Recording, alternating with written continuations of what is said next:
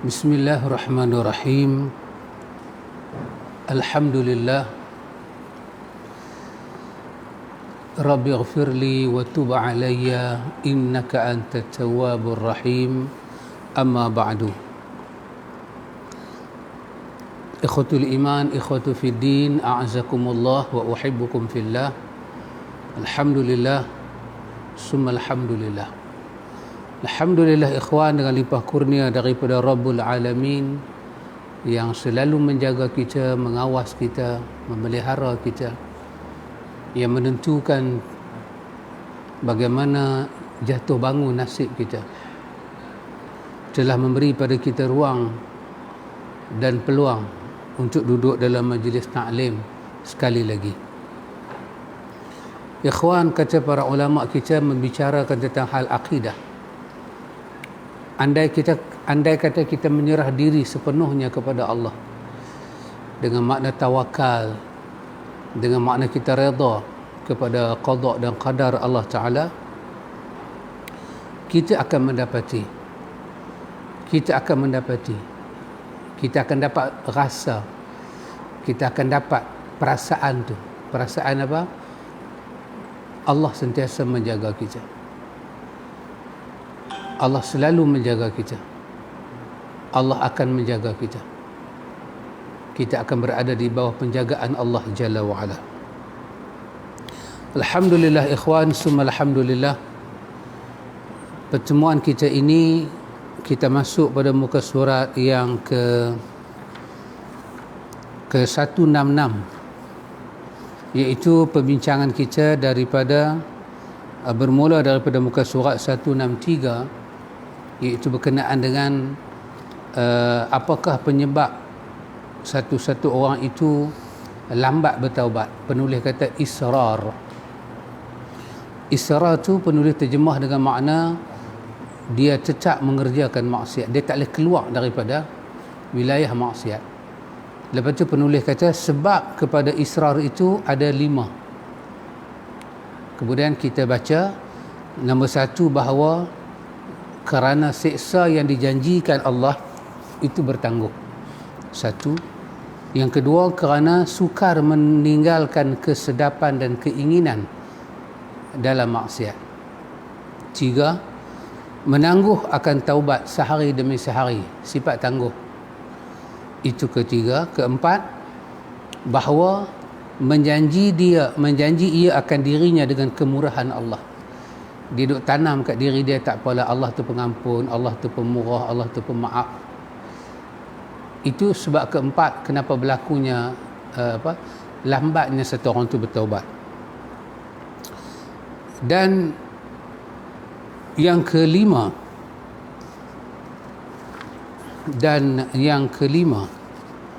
kita tak masuk lagi yang kelima, kita masih di bawah yang keempat. Di bawah yang keempat pada muka surat 166, di bawah tajuk yang keempat ini, iaitu tangguh Allah pemaaf. Salah satu daripadanya, dia kata ke diri dia, dosa kecil aja, tak apa, tak taubat lagi pun tak apa, bukan besar sangat pun, kecil aja. Baik, hari ini penulis nak bincang sikit sebelum masuk yang kelima.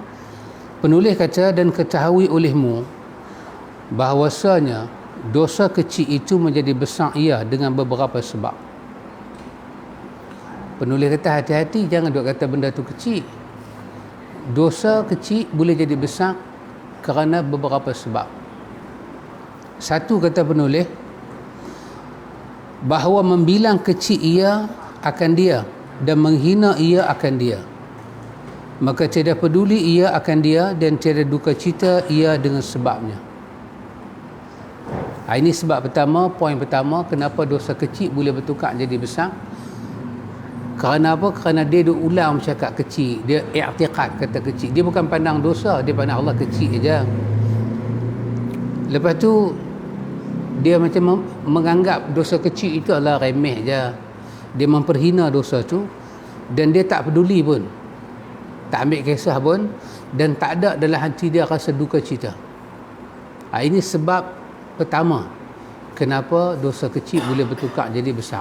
1. Yang kedua, Bersukacita ia dengan dia dan bermegah-megah ia dengan dia. Walaupun dia buat tu dosa kecil, tapi mai dia punya seronok. Seronok tu sampai pada tahap dia megah-megah. Sampai tahap tanda kata bermegah-megah tu apa dia ikhwan? Mungkin dia pergi cerita ke orang. Itu dua.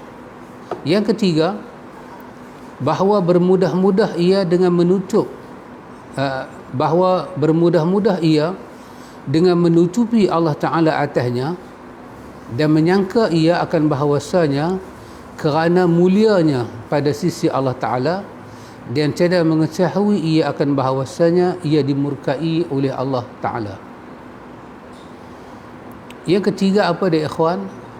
Yang ketiga, bila Allah Ta'ala tutup dosa dia rasa itu satu kemuliaan. Allah tutup. Dia buat dosa kecil, Allah tak bongkar. Dia kata kalau besar takkanlah Tuhan nak tutup. Kecil dia dosa ni, tak besar mana. Dan dia rasa mulia. Allah tutup ni, dia rasa mulia.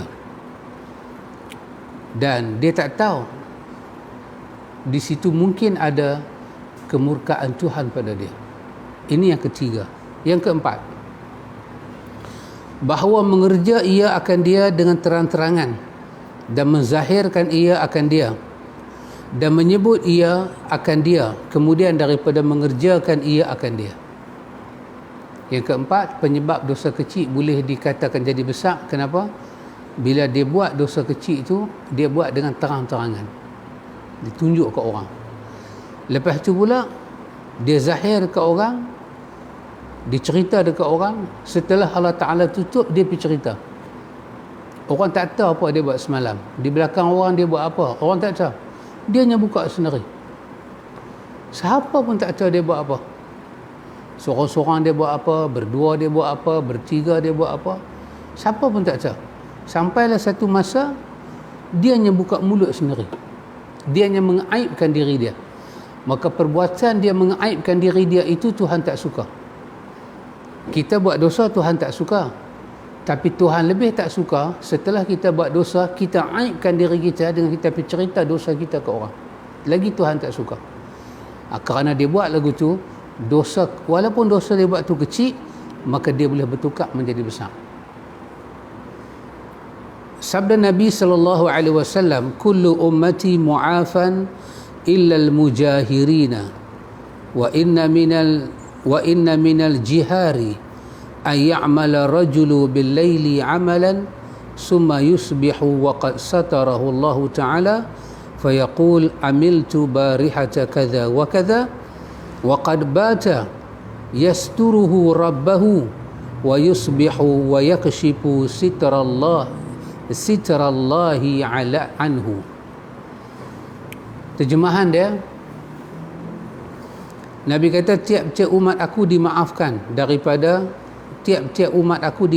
daripadanya. Maka tiada dosa bagi mereka itu melainkan yang terang-terangan dengan maksiat, tidak dimaafkan daripada mereka itu. Dan setengah daripada menzahirkan dan menerangkan maksiat itu, bahawa mengerjakan oleh seorang pada malam akan pekerjaan yang jahat, kemudian masuk ia pada masa pagi-pagi, pada ketika menutupi Allah Ta'ala akan dia. Maka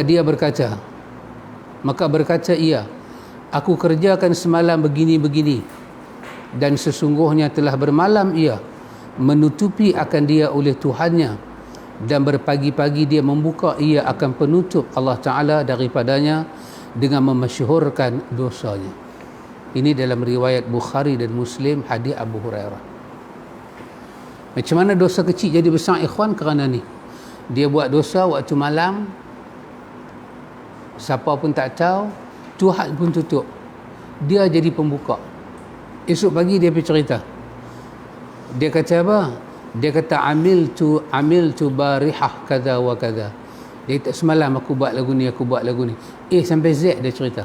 Dia bukan cerita pukul borong, dia cerita A to Z. Dia buat dosa waktu malam, esok pagi dia cerita. Dia buat dosa waktu pagi, siapa pun tak tahu.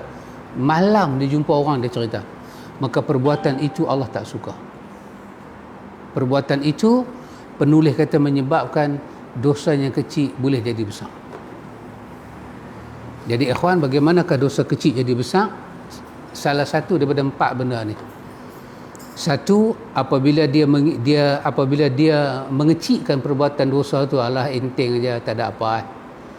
Dua, bila dia buat dosa, dia seronok, main megah.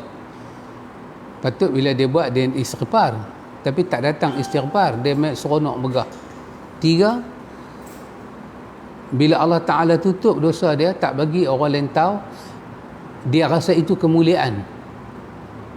Tengok Tuhan tutup dosa aku ni, tak apa kot, boleh buat lagi. Dia rasa tu kemuliaan. Dan yang keempat, semua dosa yang Allah Ta'ala tutup dari dia, dia sendiri pergi buka. Satu daripada 4 ini kalau ada, ataupun keempat-empat ini ada, confirm dosa yang kecil akan bertukar jadi besar. Sebagai contoh, ada satu orang dia jumpa face to face, dia jumpa satu orang face to face, siapa pun tak ada jumpa tengah jalan, dia ada tak puas hati ke kawan tu, dia maki orang tu, dia maki cukup-cukup, semua keluar siapa lah pun tak tahu. Lepas tu kawannya kena maki pun pergi tempat lain, dia pun pergi tempat lain. Dia turun, dia pergi market, singgah kat Astaka, kena kopi, kawan dia mai.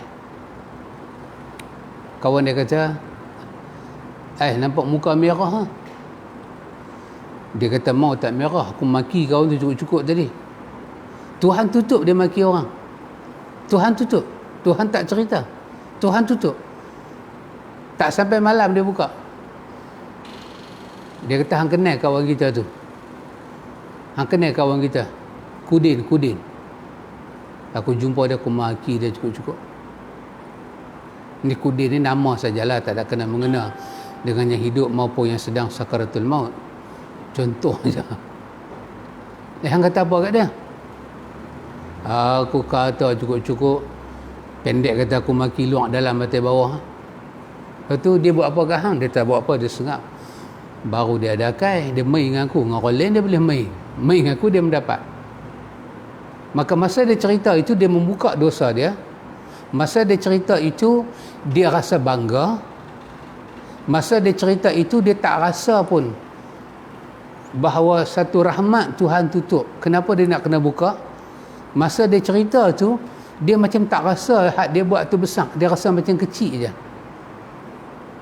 Maka apabila sempurna syarat-syarat ni bagi satu dosa, satu perbuatan kita, walaupun kecil ataupun besar, kalau dia kecil, bila sempurna syarat ni, maka dosa itu terus jadi besar.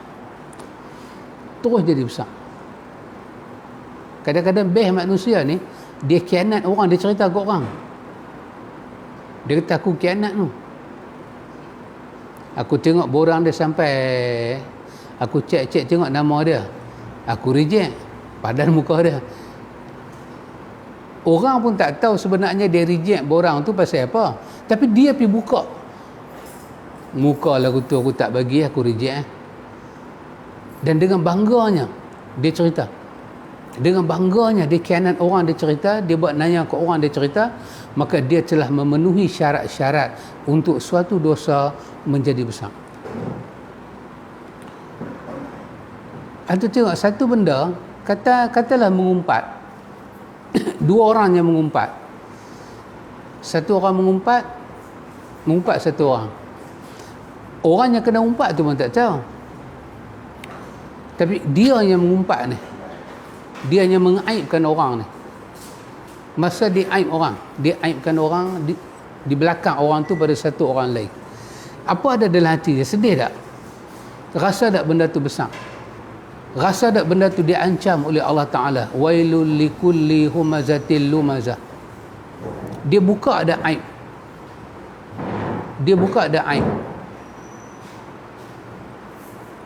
Orang pertama cerita ke dia, dia jadi orang yang kedua, tapi orang pertama yang mendengar daripada orang pertama. Lepas tu dia adalah orang yang pertama sampai pada orang yang ketiga. Dia rasa kecil tak benda tu? Dia rasa besar ke benda tu? Masa dia sampai, dia duka cita ke? Dia rasa nak bertobat ke? Tak ada. Maka cukuplah syarat-syarat yang ada pada perbuatan itu untuk menjadikan dosa, sekecil-kecil dosa bertukar menjadi besar. Apabila dosa kecil bertukar menjadi besar, maka dia masuk bab kita ini. Maka dia termasuk dalam dosa yang wajib bertaubat dan beristighfar. Lebih-lebih lagi dia pergi cerita dosa dia pada orang. Baik ikhwan, itu yang keempat. Yang kelima, penulis kata macam mana manusia terperangkap dengan dosa, tak boleh keluar. Yang kata israr tadi itu. Yang kelima dia kata bahawa keluar dosa kecil itu daripada orang yang alim yang diikuti akan dia, maka yang demikian itu dosa besar. Ia kerana bahawasanya berkekalan ia kemudian daripada matinya. Baik. Yang kelima ni dahsyat sikit. Yang kelima ni dia jadi serampang dua mata. Ini juga salah satu sebab kenapa dosa kecil menjadi besar, dan ini juga salah satu sebab kenapa orang tak boleh tinggal dosa, israr. Apa dia ikhwan? Apabila satu dosa itu walaupun dia kecil, tapi dia dilakukan oleh orang yang mempunyai kelebihan. Yang buat dosa itu adalah orang yang mempunyai kelebihan. Penulis bagi contoh, dia orang alim. Yang buat dosa tu orang alim. Yang mengumpat tu orang alim. Yang ribah orang, namimah orang, kutuk orang, maki orang di belakang, orang lain semua dengar, orang alim. Bila orang alim buat lagu tu, pengikut dia rasa macam mana? Ustaz pun buat. Kalau salah takkan ustaz buat. Maka anak murid jadi apa? Jadi tersalah sangka, menganggap itu bukan dosa kerana yang buat itu adalah orang alim. Maka orang alim itu dia telah terlibat dengan dosa besar. Kenapa ikhwan? Kerana nanti lepas dia mati, anak murid itu kekal buat benda itu mendapat saham dia di akhirat. Jadi orang alim ni dia kena jaga ikhwan. Dia kena jaga. Kalau dia melawak, dia kena habaq. Dia melawak, saya melawak supaya murid dia tak mengambil itu sebagai dasar hukum. Orang alim pergi malukan orang. Murid duk tengok. Hari ni dia tak kata murid lah, hari ni bahasa kata followers. Dalam Facebook, satu guru mengaibkan orang lain. Followers dia banyak. 40,000, 50,000, 60,000. Setidak-tidaknya followers akan kata ya betul, ya betul, ya betul. Maka sampai bila-bila mereka tak nampak perbuatan itu dosa. Maka ini sebab kenapa orang susah nak tinggalkan dosa. Orang susah nak tinggal bid'ah. Orang susah nak mengamalkan sunnah kerana orang tengok orang alim tak buat sunnah. Kerana orang tengok orang alim buat bid'ah. Orang alim meraihkan benda-benda bid'ah yang Nabi tak ajak. Jadi macam mana dia nak tinggal, orang alim buat? Macam mana dia nak buat, orang alim yang tinggal? Kita dalam hadis kata Nabi buat, jadi sunnah lah kita buat. Dia kata aku tengok ustaz aku tak buat pun. Dalam hadis jelaskan Nabi tak buat. Petunjuk Nabi tak menunjukkan Nabi buat. Itu menunjukkan petunjuk Nabi tak buat. Dia kata aku tengok depa buat. Yang depa buat tu siapa dah? Depa orang alim. Hang kata macam mana? Hang kata kalau ikut mazhab kita Syafi'i, kita keluar mayat daripada rumah, keluar lagu tu aja. Tapi aku tengok ustaz-ustaz yang duk kata Fatihah, Al-Fatihah, Al-Fatihah, berhenti sekali, berhenti setapak, 2 tapak, 3 tapak. Yang buat tu ustaz-ustaz. Macam mana hang kata Nabi tak buat? Kalau benda tu Nabi tak buat sekalipun, bermakna bukanlah salah kita buat. Kalau benda tu salah kita buat, takkan ustaz buat? Takkan ustaz buat salah kot? Ni agama ni. Itu telah menjadi masalah. Itulah penyebab yang kelima kenapa sesuatu dosa itu tak dapat orang keluar daripadanya. Orang tak boleh keluar daripada mengumpat, daripada ribah, daripada fitnah, daripada mengaibkan orang. Kerana itu dibuat oleh orang-orang kenamaan, orang-orang yang ada nama. Maka penulis menyatakan sabda Nabi SAW, wa man sanna fil islami sunnatan sayyi'atan kana alaihi wizruha wa wizru man amila biha min ba'dihi min ghairi an yanqusa min auzarihim syai'un. Barang siapa berjalan ia pada Islam akan jalan yang jahat, nescaya adalah atasnya dosa, dan dosa mereka yang mengerjakan akan dia. Kemudiannya daripada ketiadaan kurang daripada segala dosa mereka itu oleh sesuatu. Siapa yang bawa contoh tak baik dalam Islam ni, dia tanggung dosa tu. Lepas tu dia akan tanggung dosa itu seberapa banyak orang ambil dia sebagai contoh dalam hal jahat tu. Tak akan dikurang walaupun sikit sampai hari kiamat.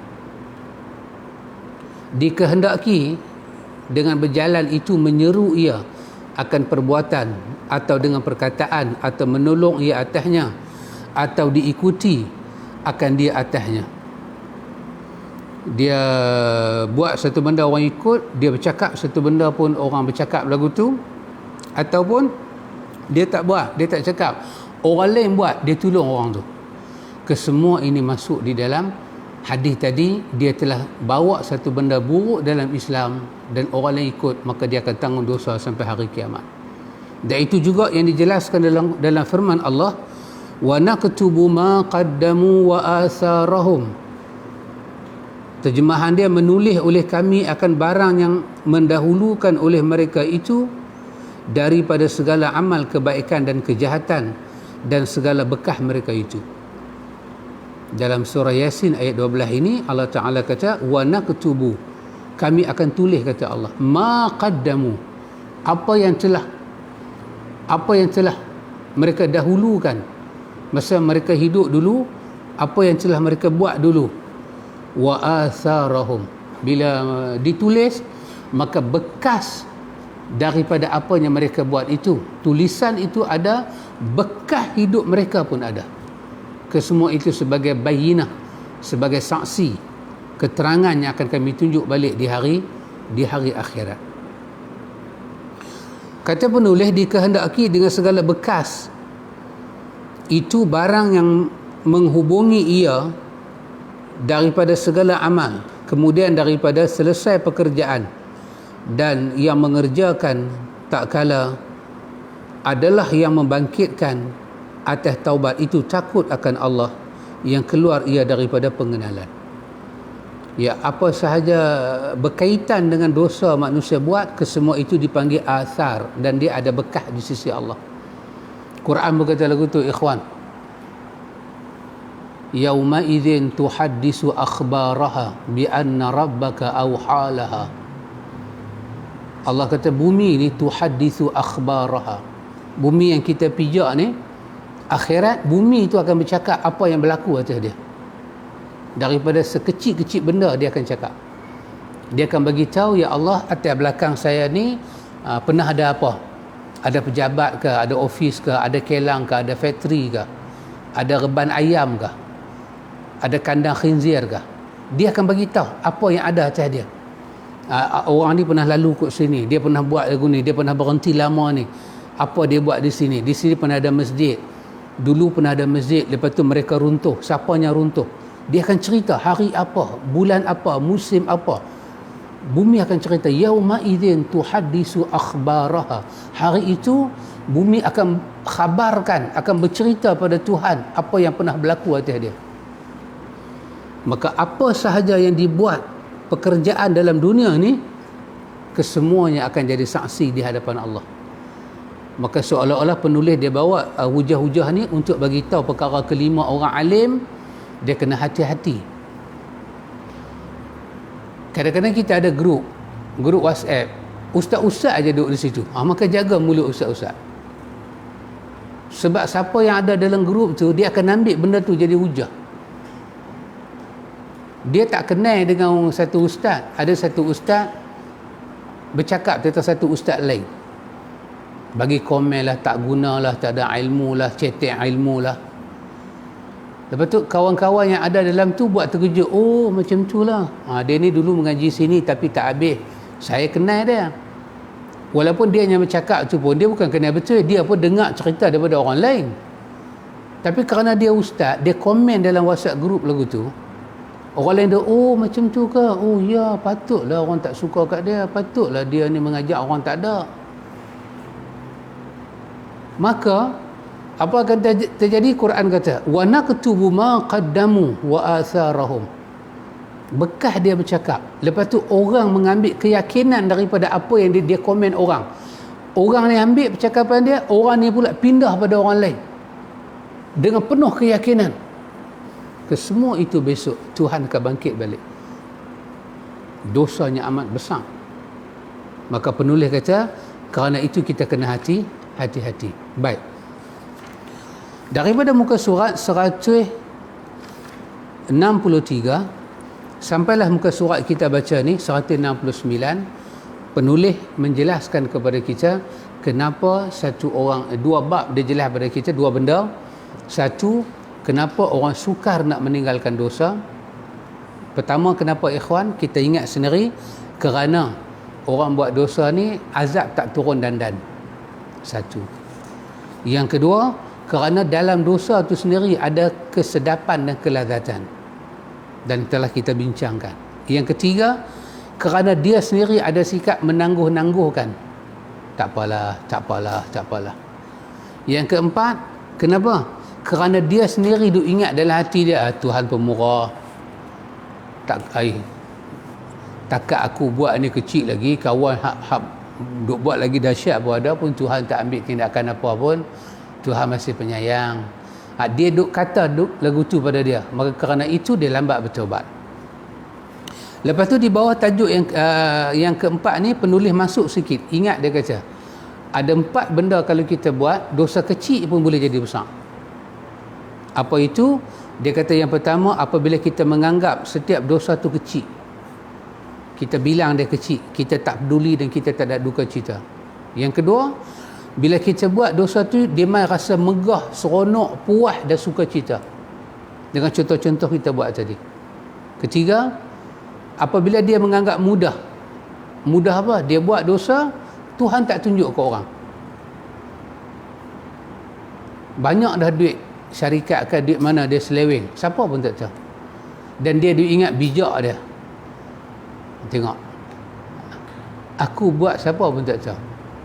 Dia ingat itu kebijaksanaan dia. Dan yang keempat, kenapa dosa kecil boleh bertukar jadi besar? Iaitu apabila dia buat dosa, dia pergi cerita dekat orang. Dia sendiri buka aib dia. Tuhan tak suka benda tu. Bila 1, 2, 3, 4 ini ada, ataupun satu daripada 4 ini ada, ataupun keempat-empat sekali ada dalam satu perbuatan dosa, maka ketika itu dosa itu telah pun berubah menjadi besar. Itu penulis bagi ingat pada kita. Dan penulis masuk yang kelima, kenapa satu orang susah nak tinggal dosa, iaitu kerana dosa yang dia buat itu dicontohkan oleh orang alim. Ya ikhwan, kalau orang besar-besar buat salah ni, Allahu Akbar. Apa nak kata? Nak kata apa? Pasal tu ada istilah di bawah kan? Ada istilah yang dicakap di bawah. Dulu saya ingat sekitar tahun 80-an kot, ada satu slogan yang diperkenalkan oleh kerajaan. Dia panggil bersih, cekap, amanah. Dululah. Kemudian orang masa perkenal tu orang cakap, nak bersih ke mana? Dia kata orang atas siapa bersih? Nak suruh orang bawah bersih. Nak suruh orang bawah cekap, orang atas lagi cekap. Nak suruh orang bawah amanah ke mana? Orang atas pun tak amanah. Tengok. Kenapa slogan ni datang? Kerana yang bawah mengambil contoh daripada yang atas. Lepas tu orang tutur Melayu lah. Orang tutur Melayu. Orang tutur mamak saya tak dengar lagi orang tutur Melayu. Orang tutur Melayu kata, kalau bapa kencing berlari, kalau bapa kencing berdiri, anak kencing berlari. Jadi kalau dah bapa kencing berdiri, anak kencing berlari, mai kat cucu kencing melompat. Mai cicik raja kencing. Mai ke keturunan kencing member. Kenapa istilah tu datang? Istilah tu datang pasal apa? Dia nak sebut yang ni lah. Satu perubahan tu tak dapat dibuat. Nak suruh rakyat amanah, pemimpin tak amanah. Nak suruh orang amanah, ulama tak amanah. Nak suruh orang buat kerja dengan betul. Yang duduk di jabatan-jabatan kerajaan ni, orang kata depa pun buat kerja tak betul. Time belum makan depa dah keluar makan. Pasal tu dia ambil contoh. Maka itu masuk dalam perkara yang kelima kita kata, kerana itulah orang susah meninggalkan maksiat. Dan ingat ikhwan, kalau kerana kita orang susah meninggalkan maksiat, kita berada dalam wilayah dosa, kerana kita dia tak boleh tinggal maksiat. Patut kerana kita lah dia tak berbuat maksiat. Tapi ni tertukar, kerana kita dia tak boleh tinggal maksiat. Pasal apa? Kita duk jadi contoh ke dia. Dia tengok cara kita tipu, dia tengok cara kita khianat orang, dia tengok dan dia warisi benda tu. Maka penulis kata ini kena hati-hati. Dan penulis kata apa ikhwan? Penulis kata di bawah tu dia kata apa dia? Dia kata dalam hal ni dia kata tak ada satu benda boleh membangkitkan kesedaran kita untuk bertaubat, untuk meninggalkan dosa, kembali bertaubat pada Allah. Tak ada usaha dapat dibuat, melainkan dia kata adalah yang membangkitkan akan taubat itu ialah perasaan takut akan Allah.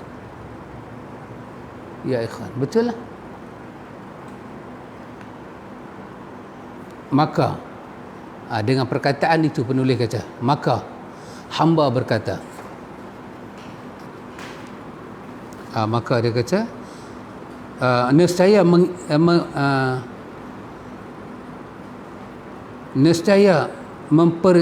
memperiringkan oleh hamba akan menyatakan takut. Maksud dia apa? Dia kata kita dah tahu dah daripada taubat ini, dia punya bab. Lepas tu rupanya partner kepada taubat ni satu bab lain, nama dia takut pada Allah. Jadi kalau kita bincang bab taubat pada atas sampai bawah, dia jadi macam mana tak ada hala tuju, tak ada manfaat. Kalau penyebab kepada taubat kita tak bincang, penyebab pada taubat itu adalah takut. Maka dia kata hamba iringkan bab taubat ini dengan bab takut. Maka dia buka di belakang, dia kata bab yang kedua pada menyatakan khauf, artinya takut akan Allah Ta'ala. Maka ikhwan, selesailah bab taubat kita. Kita berapa siri? 7, 8. Ni yang ke-8 ke-8. Kita bincang bab taubat daripada mikrofon tak ada sampai mikrofon pun dah ada. Kita dah dengar dah ikhwan, maka analisalah. Baik ikhwan,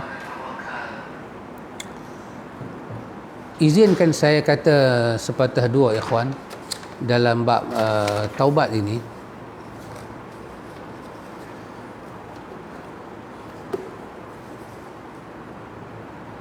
Iaitu saya nak kata begini. Apa yang saya kata ini saya ambil daripada para ulama kita. Baik. Setelah kita tahu makna taubat, erti taubat,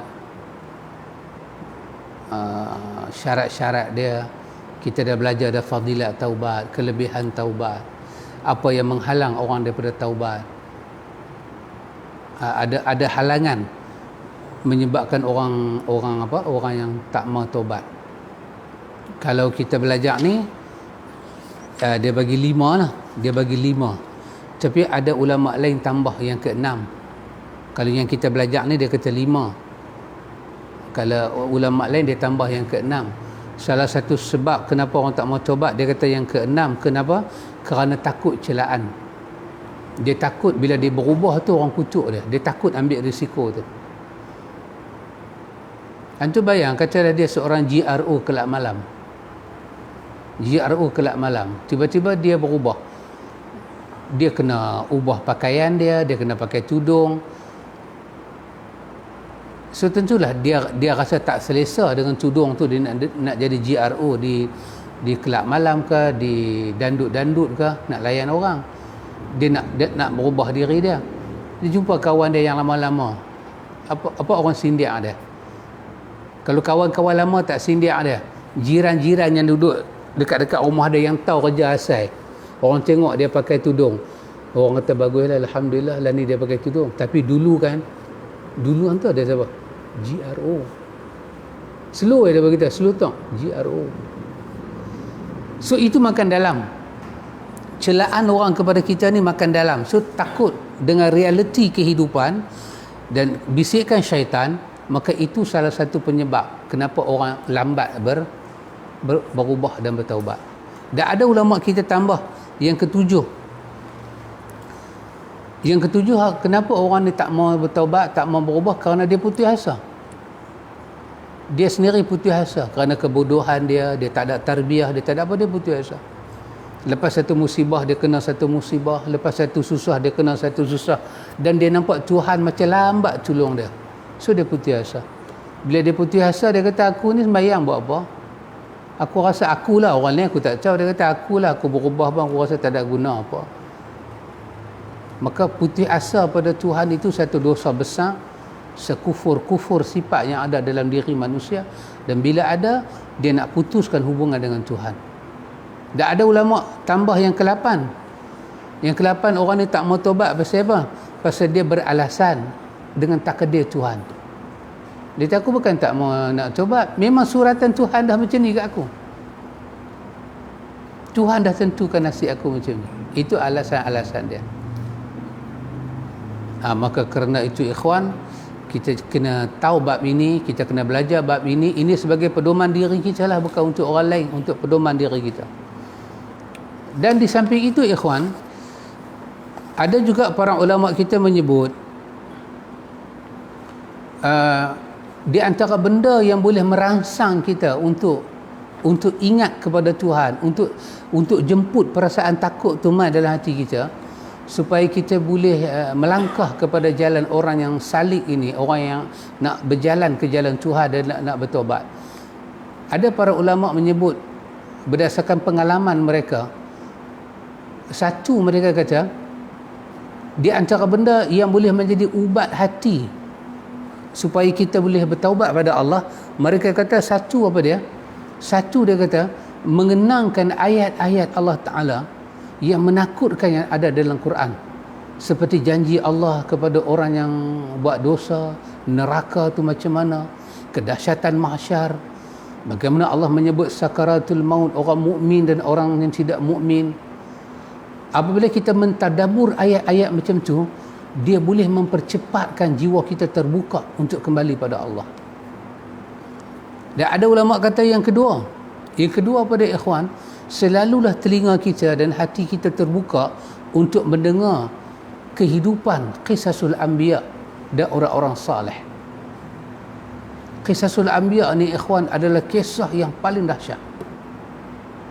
Sebelum kita dengar tentang Rabi'atul Adawiyah, Ibrahim bin Adham, sebelum kita dengar tentang riwayat-riwayat Malik bin Dinar, Qisasul Anbiya, hadamkan hati dan telinga kita dengan Qisasul Anbiya. Sebahagian kisah mereka Allah sebut dalam Quran, sebahagian lagi Nabi sebut dalam riwayat.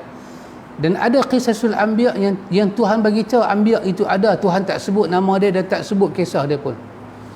Tapi yang Tuhan sebut kepada kita ni, yang 25 ni ikhwan, subhanallah, sangat ada ibrah dalam hidup. Ma nusabbitu bihi fuadak, dia sangat mententeramkan hati. Dari segi sabar depa, istiqamah mereka, musibahnya mereka lalui. Antum boleh bayang yang Nabi sebut dalam riwayat pada Nabi tengok pada malam Mi'raj. Nabi kata, aku tengok ada Nabi yang langsung tak ada pengikut. Nabi tak sebut Nabi itu nama apa, tapi Nabi kata ada Nabi aku tengok tak ada pengikut. Musa aku tengok besar pengikut dia, dan aku harap umat aku lebih besar daripada dia. Ada Nabi aku tengok yang ikut dia 2 orang, ada Nabi seorang, ada Nabi tak ada pengikut, tapi mereka sabar dengan dakwah. Nabi cerita dalam hadis Bukhari, ada Nabi Ya, umat dia baling batu, pecah muka. Umat dia pukul dia, pecah muka. Darah turun. Dia lap muka dia. Dia tengok muka umat yang buat dia. Air mata dia turun, dia sakit. Dan mulut dia kata, Allahumma ghafir li ummati. Ya Allah, ampunlah umat aku kerana mereka tidak mengetahui. Subhanallah. Dahsyat. Qisasul Anbiya ni sangat dahsyat. Daripada hidup peribadi dia sampai hidup mereka dalam bentuk dakwah. Apakah sekatan mereka lalui, apakah cabaran mereka lalui, sehinggakan cabaran mereka dengan pemimpin dicerita oleh Quran. Macam kisah Nabi Ibrahim, Allah menyebut pembesar dia. Kisah Musa dan Harun, Allah menyebut nama Fir'aun. Cabaran hidup Nabi Yusuf. Nabi Yusuf lagi dahsyat, ikhwan. Tekanan dalaman dan luaran. Nabi Musa sekurang-kurangnya kakak dia support dia, mak dia support dia. Tetapi Ibrahim, pak dia tak support dia. Yusuf, keluarga dia tak support dia. Keluarga dia pisahkan dia dengan pak dia. Buang lagi. Jalankan usaha nak membunuh. Sekecil lagu tu telah difitnah. Membesar dalam masa remaja. Orang cemburu dengan kecantikan dia. Kecantikan itu menjadi satu musibah dekat dia. Terfitnah dia. Tapi antu tengok, yang fitnah dia pun tahu kata fitnah. Yang jadi hakim dalam kes dia pun tahu kata fitnah. Suami kepada wanita yang dikatakan Yusuf bermasalah dengan isteri orang ni, suami dia tu pun tahu kata fitnah. Semua tahu kata fitnah. Yusuf tahu kata dia kena fitnah. Wanita itu pun tahu kata dia fitnah. Suami wanita itu pun tahu kata fitnah. Orang yang jadi saksi pada majlis itu pun tahu kata fitnah. Tengok baju Yusuf koyak di mana. Tapi ada satu benda tak boleh faham, ikhwan. Semua orang tahu Yusuf tak salah. Tapi Yusuf tetap kena masuk penjara. Yang ni tak dapat kita faham. Yusuf kena masuk penjara. Tapi semua tahu Yusuf tak bersalah. Ya Allah, ya Tuhan. Bila kita masuk, menghayati, mentadaburi kisah-kisah ini, ikhwan, bukanlah setiap orang yang masuk penjara tu banduan itu mereka bersalah. Tak. Belum tentu mereka hina. Belum tentu orang yang menghukum orang bersalah sampai masuk dalam penjara, orang yang menghukum itu mulia. Belum tentu. Belum tentu. Nisbah kepada dunia, mungkin hinalah masuk penjara. Bukan kata masuk penjara, tak ada tauliah pun hina dah. Tak ada pergi mengajak, orang boleh telefon. 3 ustaz ni jangan main masjid kami pasal PKP. Arahan. Pening kepala abangan. 3 ustaz ni jangan masuk pasal dia tak ada tauliah. Tak ada tauliah bukan masalah nak menyampaikan agama. Semua orang tahu agama ni, masalah dalam agama besar apa dia, bila kita sampai benda yang tak betul tentang agama, itulah masalah paling besar. Bukan hal tauliah. Tauliah ni bukan hal undang-undang sangat. Dia hal masalah peribadi orang aja, rasa orang aja. Yusuf tak bersalah, tapi kenapa dia kena duduk dalam penjara? Tanya kepada Zulaikha, salahkah Yusuf? Tak. Zulaikha tak. Tanya kepada suami Zulaikha, Yusuf salahkah? Tak, dia tahu. Tanya kepada kawan yang bagi cadangan, lah ni kita tengok Zulaikha betul ke Yusuf betul. Kita tengok baju Yusuf. Kalau baju dia koyak di depan, itu tanda Zulaikha salah. Bermakna Yusuf nak cabul dia dan Zulaikha bertindak kasar, rosak baju. Tapi kalau baju koyak di belakang, bermakna Yusuf lari daripada hal ini, Zulaikha yang tarik dia. Cek tengok baju koyak belakang. Tapi soalannya, kenapa dia kena masuk penjara? Masuk penjara ya, bukan reman 2 minggu, 7 tahun. Ya Allah, ya Tuhan, perancangan Tuhan. Pasal itu dalam Qisasul Anbiya ni, ikhwan, belajar Qisasul Anbiya pada saya kata lebih aula, lebih dituntut. Kalau nak kata wajib lah, belajar Qisasul Anbiya lebih wajib daripada belajar tentang para wali. Qisasul Anbiya dulu. Kisah mereka sangat luar biasa, sangat dahsyat. Seorang Nabi menegur seorang Nabi. Seorang Nabi memerlukan kawan, cari kawan. Seorang Nabi sedih dengan keluarga dia, isteri dia, anak-anak dia. Umatnya menjadi penghibur pada dia. Tengok ke isteri dia sedih, tengok ke anak dia sedih. Seorang Nabi, isteri dia menjadi musuh ke dia, khianat dia. Seorang Nabi hidup dalam keadaan perantauan.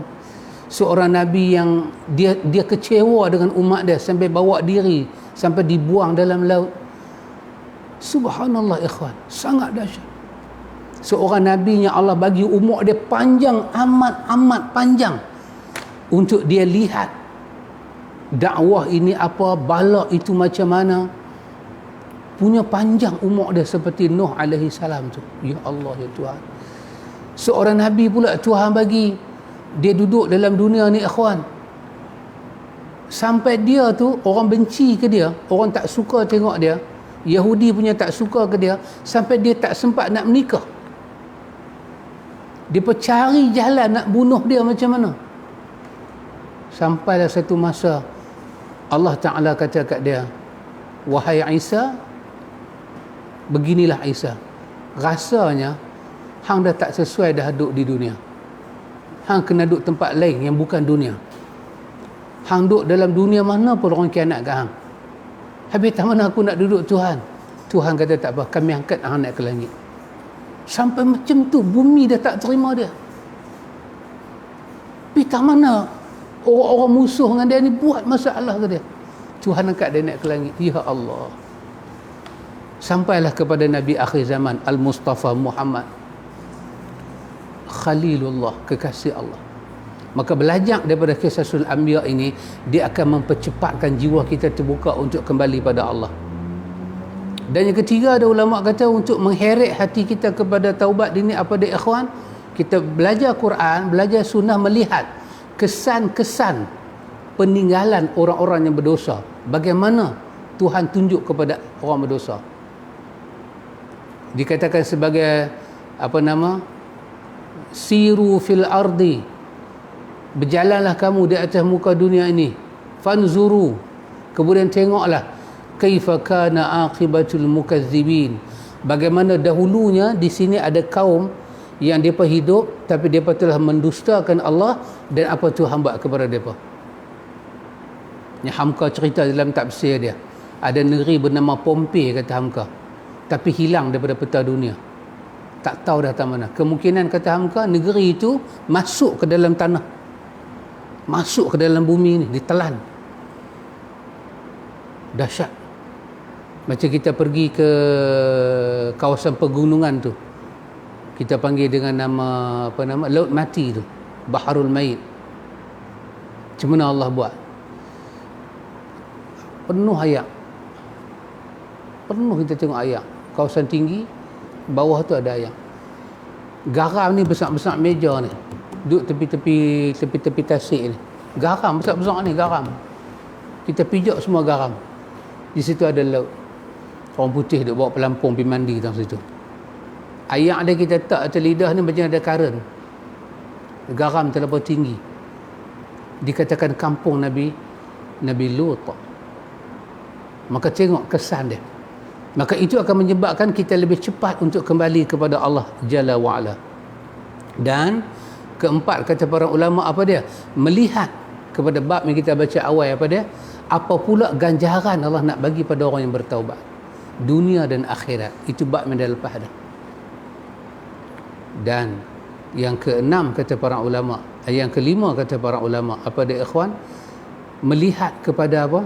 Kelebihan-kelebihan yang ada di dalam istighfar. Istighfar tu apa kelebihan dia? Sebab istighfar dengan taubat tak dapat dipisahkan. Dan ada ulama tambah yang keenam apa dia? Tak sempurna perjalanan hidup kita kembali pada Tuhan kalau kita tak boleh buka mata hati kita melihat bagaimana kekasih Allah Muhammad yang telah menjadi suri teladan untuk kita, bagaimana dia dengan taubat. Ini di antara benda yang para ulama kata cuba kita rapatkan diri kita dengan benda ni, yang akan menyebabkan mudah jiwa kita untuk untuk bertaubat. Sehingga ada ungkapan di kalangan para ulama, duduklah dengan orang yang bertaubat, kerana di situ kamu akan melihat kasih sayangnya Allah. Bukan hadis, ini hanya ungkapan para ulama sahaja. Baik ikhwan, daripada bab taubat ini ikhwan, saya nak cakap dua benda yang paling besar dalam bab taubat ni. Kita dah bincang dah semua bab taubat.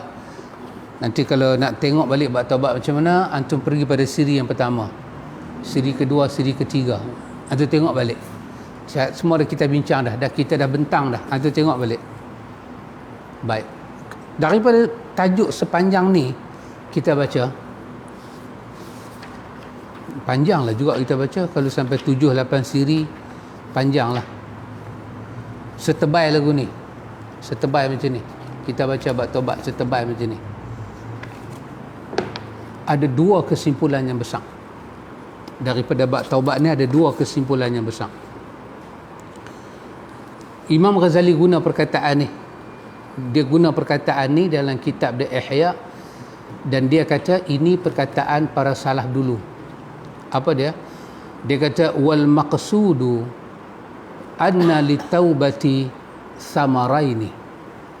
Dia kata maksud daripada taubat, dia kata maksudnya ialah sesungguhnya bagi taubat itu samaraini, nak menghasilkan dua buah. Jadi hakikat taubat itu apa dia ikhwan? Untuk kita dapat dua samar. Samar ni buah lah, pokok akan keluar buah. Kalau pokok tak keluar buah, orang panggil pokok apa? Pokok jantan. Saya teringat petua orang tua-tua. Petua orang tua-tua, bila berlaku apa tu, gerhana malam belah malam ni kan, gerhana bulan. Bila berlaku gerhana belah malam bulan, orang tua-tua kata cari pokok yang tak berbuah, ambil parang, pergi tetak dia sikit, kata kat dia, kalau tahun ni hang tak berbuah, aku cantai hang bagi mati. Bagi besi parang tu kena di pokok, cantai tetak dia punya batang tu, pukul, bagi keluar kulit dia, bagi dia rasa sakit. Lepas tu orang tua-tua kata keliling pokok tu kita tengok daun yang paling bawah sekali dia rendang tak mana kan, korek-korek, tanam tin karat, tin melo ke, tanam masuk dalam, kata kat diri kita kata dekat pokok tu, hang nampak tak sekarang ni aku tanam tin ni kat hang jaga tin ni duk datang sini, lagi sikit tin tu dimakan hang. Orang tua-tua lah, bukan dalam hadis Bukhari, orang tua-tua. Orang tua-tua kata tengok, tahun tu mesti dia berbuah. Itu nama dia petua. Bila pokok ada buah, keluar buah, betul lah. Tapi kalau pokok patut ada buah, tiba-tiba tak keluar buah, bermakna mungkin korang zat besi. Itunya orang tanam pokok kata, sebenarnya kena buah baja besi. Itu orang tua-tua suruh tanam tin keliling dia tu ada baja besi, biar besi tu bercampur dengan tanah, dan besi kayu, besi pisau tu pukul sikit, dia kena zat besi. Tapi kena tunggu dululah bulan apa? Bulan gerhana. Mau bulan gerhana tu malam Jumaat lagi cantik dengan tuan-tuan dia sekali. Jadi maksudnya kalau pokok tak berbuah, bermakna dia tak ada samar. Maka taubat ni dia satu pokok yang besar yang menghubungkan akar dia di bumi, dia menjulang naik sampai ke langit, dia membawa jiwa kita bertemu Tuhan, dan dia kena ada buah taubat. Baik, Imam Ghazali kata, dia kata wal maksud daripada kita duk bercakap anna li taubati, sesungguhnya bagi taubat ini samarain, ada dua je buah dia. Dan kita jaga dia, ini dipanggil roh taubat, hakikat taubat. Sepanjang syarat-syarat tu kita kena buat, seolah-olah syarat tu semua bubuh benih nak bagi buah ni naik. Apa dia buah dia ikhwan?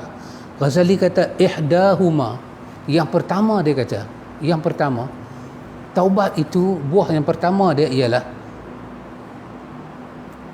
tukaffiru sayyiati hatta yasiru kamal la zambalahu.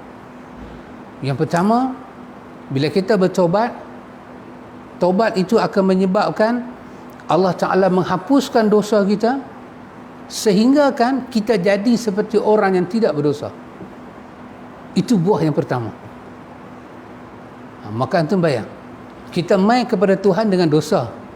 Seperti mana kawan tu kan, yang Nabi cerita dalam hadis, dia bunuh 99 orang. Lepas tu dia nak tanya taubat macam mana. Kawan yang dengar tu kata, hang bunuh berapa orang? Dia kata 99 dia kata berat. Kawan ni dengar jawapan tak seronok. Dia kata dah berat, biar bagi dia berat serai. Dia bunuh kawan tu sampai jadi 100. Dengan 100 dosa, bunuh satu orang pun macam mana bunuh semua orang dosa dia, tambah bunuh 100 orang. Tapi macam mana akhirnya dia mati, taubat dia diterima oleh Allah, Allah buh dia dalam syurga, seolah-olah dia tidak berdosa. Satu perempuan datang dengan dosa yang cukup buruk, cukup cemar, dahaga, jumpa satu telaga, masuk dalam telaga, ambil air, minum, naik balik, tengok ada anjing dahaga. Lidah anjing tu dah sampai menjilat ke tanah. Dia tengok-tengok, dia kata, gambarnya anjing ni lapak air lagu aku kot. Dia turun balik dalam telaga, bubuh air di kasut dia, gigit, dia naik-naik, bagi anjing tu minum. Dia itu satu orang yang menanggung dosa banyak. Bila dia buat lagu tu pada anjing, Nabi kata apa dalam hadis, fasyakarallahu lahu, Allah bersyukur pada dia, Allah meraihkan perbuatan dia, dan Allah ampun dosa dia. Artinya ikhwan, satu orang yang bertaubat, dia kena pasti sungguh-sungguh bahawa dalam taubat dia itu Allah ampun dosa dia. Macam mana Allah ampun dosa dia? Kamal la zambalahu, dia seperti tak berdosa. Apa dia kena buat? Itu buah yang pertama dia kena bagi ada. Satu. Buah yang kedua, wasaniya, buah yang kedua,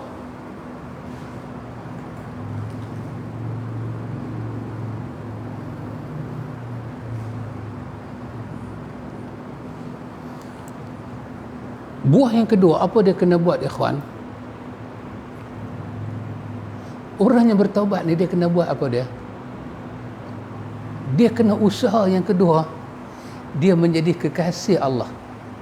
Hanya kekasih sahaja, tidak menyakiti kekasih dia. Sebab perkataan-perkataan yang datang, orang yang bertaubat itu adalah dikasihi oleh Allah.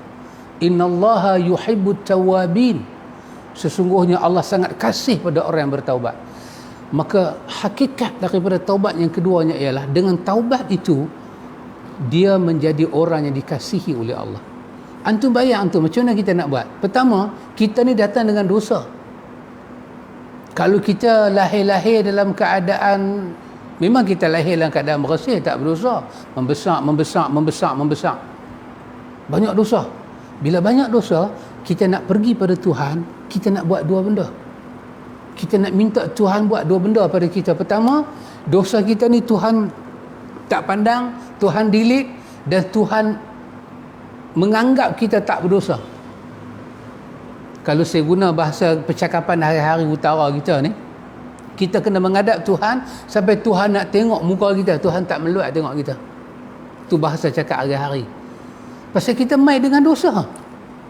Macam mana nak bagi Tuhan cuci dosa kita? Dah kitalah orang yang menjangkiti Tuhan, orang yang lupa Tuhan, tak bersyukur. Kitalah orang yang buat maksiat pada dia. Kitalah orang yang kufur dengan nikmat dia, jarang bersyukur. Orang yang tak pandang dengan anugerah akhirat dia bagi. Kita nak bagi dia buang semua dosa kita, dan dia kira kita tak pernah buat dosa. Dan lepas tu kita nak kena berusaha sampai kita orang yang kotor ni jadi bersih, kita menjadi kekasih dia. Dua ini dikatakan sebagai buah daripada taubat, hakikat daripada taubat. Macam mana nak buat ikhwan? Sebab kalau kita boleh jadi, kita termasuk dalam ayat 222 Baqarah tu, 222 tu, habis dahsyat kita. Innallaha yuhibbut tawwabin wa yuhibbul mutatahhirin. Allah sangat mencintai orang yang bertaubat. Mustahil Kekasih akan mengazab kekasih. Kekasih akan menyakiti kekasih. Kita nak kena bahasa kita, saya cakap bahasa kampung kita ni, kita nak kena buat sesuatu sampai Tuhan, kita nak ambil hati Tuhan macam mana ni. Susah ikhwan, susah. Kita nak ambil hati mak ayah balik pun boleh, susah kalau setelah kita buat depa menangis. Kita nak ambil hati bini pun payah. Janji balik, nak balik burger, terlupa kedai burger tutup.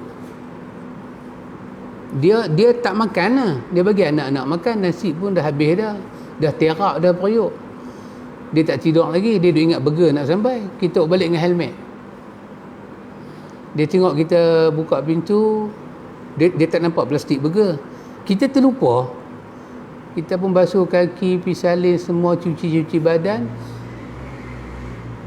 terus pergi terlentang atas katil. Hak dak kita kata kat dia pula, tak tidur lagi. Dah kawan lapar.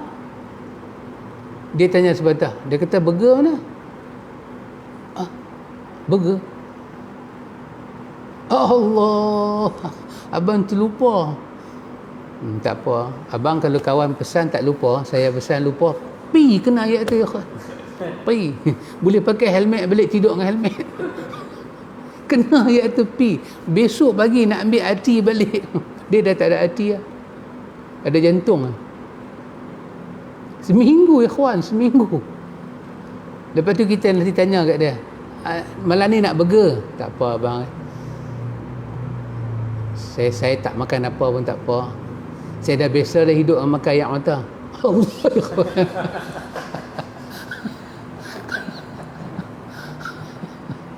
Susah kan. Kita nak ambil hati balik. I trust you. Tiba you buat persatuan trust pula. Macam mana nak ambil balik hati? Jadi hakikat taubat ni ikhwan, supaya Allah ampun dosa kita dan kita kembali menjadi kekasih Allah. Itu hakikat. Itu adalah dua buah. Buah itulah yang kena terhasil daripada taubat. Alhamdulillah ikhwan, dengan kurnia daripada Allah kita telah lalui bab ni. Dan saya tutup bab ni ikhwan dengan satu perkataan yang saya rasa sangat miracle yang diucapkan oleh Syekhul Islam Ibn Taymiyah. Bagaimana kita nak capai, macam mana kita nak capai hakikat taubat, sehingga kan dengan kita taubat Allah sudi ampun kesalahan kita dan Allah sudi ambil kita sebagai kekasih dia. Syekhul Islam bercakap tajuk ni pada bab lain, tapi saya tertarik dengan perkataan dia. Dia kata apa ikhwan? Syekhul Islam Ibn Taymiyah kata, dia kata innama ghayatul karamah liluzumul istiqamah. Liluzumul istiqamah. Innamal ghayatul karamah liluzumil istiqamah. Syekhul Islam Ibn Taymiyah kata, dia kata sesungguhnya puncak karamah, puncak kemuliaan. Kan kita kata wali ada karamah kan? Karamah yang kita faham lagu ni lah. Berjalan atas air, baring atas awan, karamah. Ibn Taymiyah kata kemuncak karamah. Dalam taubat ini ada karamah dia. Kita boleh dapat kemuliaan taubat tu. Apa dia kata? Dengan luzumul istiqamah. Dengan kita melazimkan, kita mensentiasakan, mewajibkan pada diri kita istiqamah dengan benda yang kita nak pergi itu. Kita akan dapat kemuliaan bab itu. Maka dalam bab taubat ini, apakah yang kita kena istiqamah? Syarat-syarat dia, dia punya perkara-perkara berkaitan dengan dia, kemuliaan-kemuliaan dia. Bab taubatnya Allah cerita pada kita, kita hadam bab tu, kita simpan elok-elok, kita tak berpaling kepada Allah, kita mencari Allah. Dengan kita istiqamah di atas taubat, kita akan dapat karamah, kita akan rasa nikmat taubat, dan kita akan dapat hasil buah yang kita kena dapat. Allah ampun dosa kita dan Allah jadikan kita sebagai kekasih dia. Itulah bab yang menutup bab kita ikhwan, bab taubat. Dan ini kita buka bab yang baru. Bab yang baru iaitu bab yang kedua. Bab yang kedua Perbincangan yang kedua setelah selesai bab taubat, bab khauf, takut. Ini menarik ikhwan. Sebab tadi dia kata kerana takutlah kita sampai pada taubat. Jadi apa itu takut? Apa makna takut? Apakah syarat-syarat takut? Yang dimaksudkan dengan takut apa? Apakah contoh-contoh takut? Apakah benda boleh buat kita tidak takut pada Tuhan? Apa benda boleh merangsangkan takut kita pada Allah? Ini bab yang kita baca. InsyaAllah ikhwan, kita baca pada masa yang akan datang. Ya. Ada tanya kitab hadis Huzaifah bin Ufah. Yang mana? Hadis Huzaifah. Salah Ustaz, komen sikit tentang hadis Huzaifah bin Ufah. Yang mana? Hadis yang mana?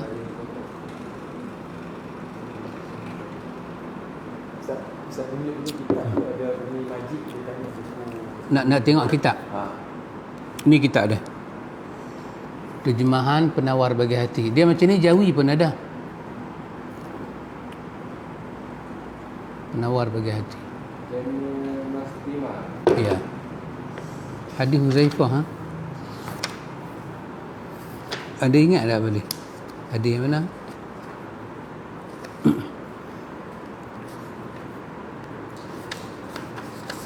Huzaifah. Hadis Huzaifah.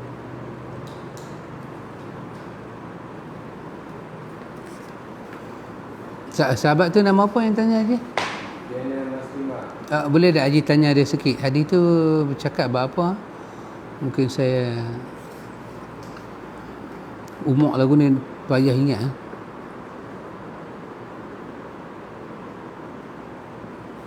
Boleh tak?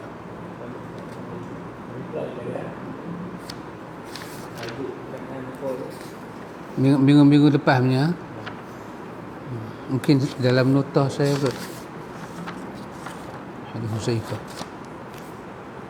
Ada soalan lain? Ada tu. Ini dia tanya.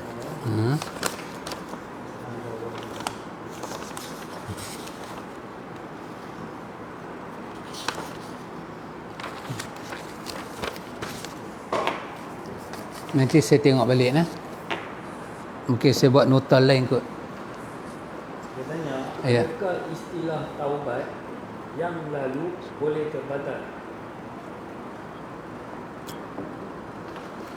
Ya. Wallahu ta'ala a'lam. Allah Ta'ala maha mengetahui. Sahabat Abu Milan. Semoga Allah merahmati sahabat-sahabat yang bertanya, sahabat Abu Milan. Istilah adakah taubat boleh terbatal? Baik, istilah ni ada. Tapi dia bukan untuk semua kes. Sebab kita jumpa dalam hadis Bukhari, Nabi cerita satu orang yang buat salah, buat dosa tu bertaubat. Allah terima taubat dia. Lepas tu dia buat dosa balik. Masa dia buat dosa kali kedua, Nabi tak menyebut pula taubat dia yang pertama tu batal. Tapi Nabi kata dia buat dosa. Dia buat pula dosa. Dia buat dosa, Nabi kata apa? Allah terima. Dia bertaubat. Allah terima taubat dia kali kedua. Allah terima taubat dia kali kedua.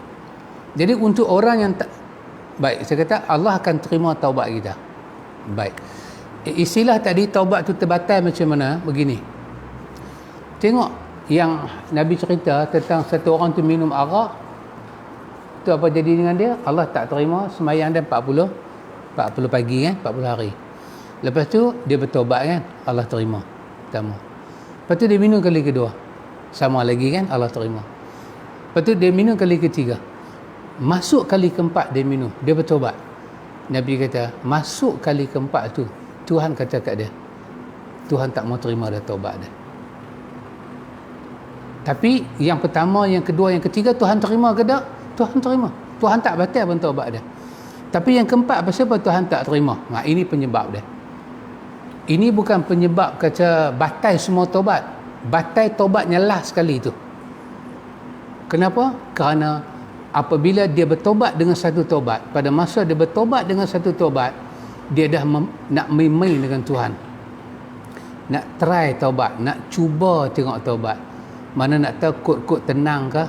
Taubatlah sikit. Hati dia tak nak taubat, hanya nak main-main saja. Bila dia bertobat dengan cara main-main, dia telah melanggar syarat-syarat wajib taubat itu. Maka ketika itu barulah taubat dia disisih. Itu satu. Kalau tidak, buatlah 10 kali dosa, bertaubat, semuanya Tuhan terima. Tak ada membatalkan. Kecuali tadi main-main. Bila dia main-main, dia dianggap tak ada taubat nah. Bila tak ada taubat, tak ada lah istilah terima ke batal, dah tak ada. Dia bukan orang yang bertaubat, maka tak ada fadilat apa, dosa dia pun tak diampun apa, bahkan dia dapat dosa lagi kerana mempermain-mainkan Tuhan. Yang kedua ikhwan, satu benda dia buat, taubat dia dianggap habis, batal. Apa dia? Murtad. Murtad ini ikhwan bukan kata taubat, wuduk pun batal. Ulama masukkan murtad yang dalam bab batal wuduk. Bila dia murtad, dia Islam, dia murtad saja, habis. Punakana habitat a'maluhum, habis amalan dia terbatal. Dan kalau dia mati masa itu juga, dia mati kufur pada Allah. Dia tak berjumpa dengan rahmat Tuhan, dia akan berjumpa dengan azab. Itu tanda keadilan Tuhan. Jadi suasana itu sahaja kita boleh kata taubat dia tak diangkat dan tak diterima. Adapun lain sahabat, buatlah dosa macam mana pun dengan hati yang nak taubat pada Allah, Allah terima taubat. Adakah dengan kita buat dosa kedua itu tanda Tuhan tak terima taubat pertama? Tak. Dosa kedua kita buat ini kerana cabaran lain. Hari silih berganti, tak sama. Tidaklah kerana buat dosa kedua menyebabkan taubat pertama batal, tak. Bila kita dah selesai taubat pada Allah, Allah terima. Tapi kenapa buat dosa yang kedua? Ini ujian baru untuk Allah. Allah bagi pada kita. Maka itu bukan petanda kata taubat kita tak diterima dan tertolak. Melainkan dua benda tadi kita buat. Apa dia ikhwan? Main-main dengan Tuhan, memang tak ada hati nak taubat pun. Ikut orang ke, try ke. Dan yang kedua tadi apa dia? Murtad. Itu saja. Wal'ayazubillah min zalik. Ada satu last soalan. Ya. Yang last lah. Soalan daripada Abu Haq. Abu Haq. Abu Haq. Ya. Hak hijau Hak hijau. HAQ. Oh, kebenaran. Oh, maafkan saya. Okey. Okey. Soalannya, adakah ada kaitan taubat dan sumber rezeki?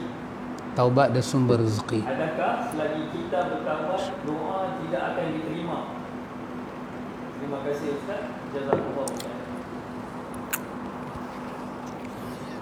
Wallahu ta'ala a'lam. Allah Ta'ala maha mengetahui. Terima kasih kepada sahabat Abu Haq yang dihormati, yang dirahmati oleh Allah. Lepas PKP ni mainlah Penang. Ada banyak benda kita nak sembang. Ustaz Abu Haq yang dikasihi. Ustaz, begini, pada pandangan saya, berdasarkan ayat-ayat Quran yang kita jumpa ayat daripada surah Nuh, kita jumpa ayat daripada surah Hud. Dua ayat daripada surah Hud, ayat 3 dan ayat 52, dan satu ayat daripada surah Nuh bermula daripada ayat 10, 11, 12 10, 11, 12. Ya. Kalau Ustaz Abu Haq tak percaya, cuba tanya Nuh kat rumah tu. Sebelah Ustaz ada Nuh kan? Tanya kat Nuh. Berdasarkan 3 ayat yang kita baca tadi, sememangnya Allah mengaitkan sumber rezeki dengan taubat. Pasal tu di awal-awal lagi pelajaran, kalau Ustaz boleh ingat, yang para ulama terang pada kita, penulis pun terang pada kita, awal-awal dia terang, Imam Ghazali pun bab taubat itu mula-mula dia terang dalam Ihya. Dia kata apa dia? Dia kata sesiapa yang direzekikan oleh Allah untuk bertaubat. Taubat ni satu rezeki. Macam kita dapat duit, dan kita boleh rasa nikmat duit, nikmat sihat, boleh rasa.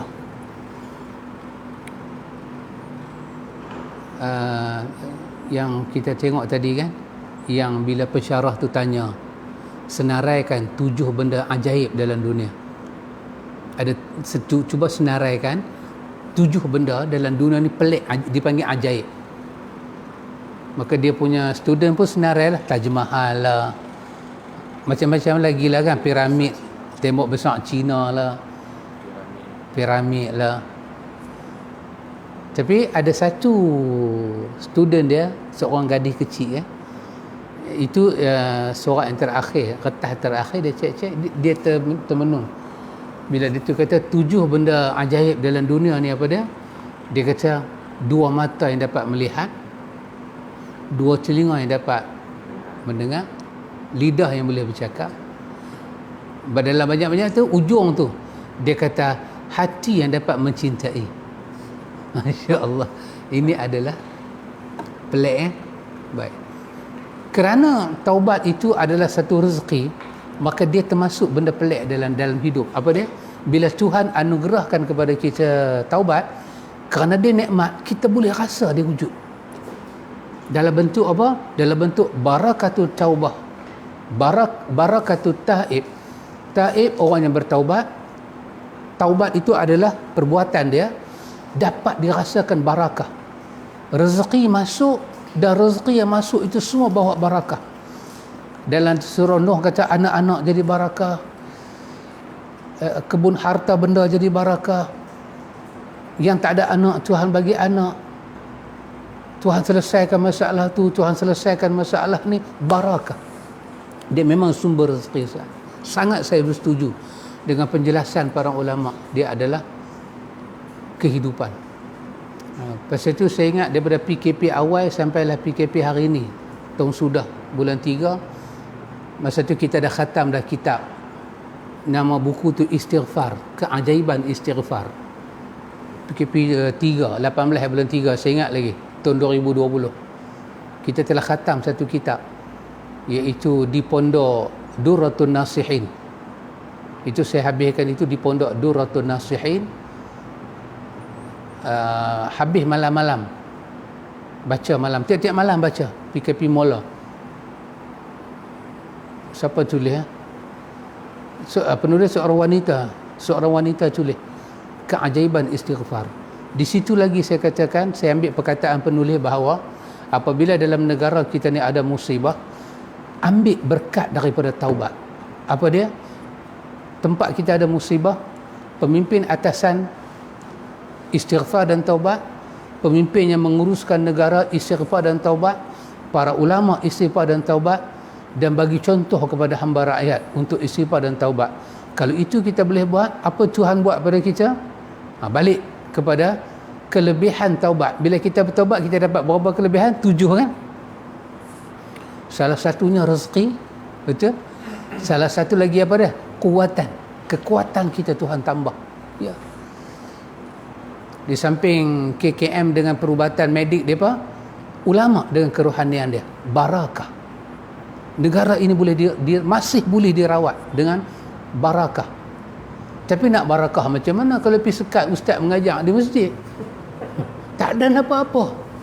Kalau ustaz tu bawa ajaran Ibu Yanti ke, tak apalah. Ustaz tu bawa buku Cinta Nabi, Konsekuensi Cinta Nabi. Dan lagi satu ustaz tu bawa buku Hikmah di Sebalik Musibah.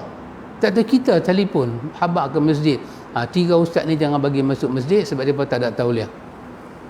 Kau tak merepek punya kerja. Lepas itu kata kena taubat, wujudkan balik barakah. Taubat ni dia jadi barakah, ikhwan, barakah. Anda cuba tengok muka ulama. Kita tengok muka ulama ni, kita rasa berkat. Kenapa? Dia ada ilmu, dia ulama, dia hidup dengan ilmu. Barakatul ulama, barakatul ilmi, berkat tu ada. Jadi pasal tu ikhwan, bila tanda kata musibah membawa barakah, antum bayang barakah ni apa? Bertambah kebaikan, ziyadatul khair. Tapi kalau suasana tak barakah, apa dia? Setiap muamalat kita mencipta masalah.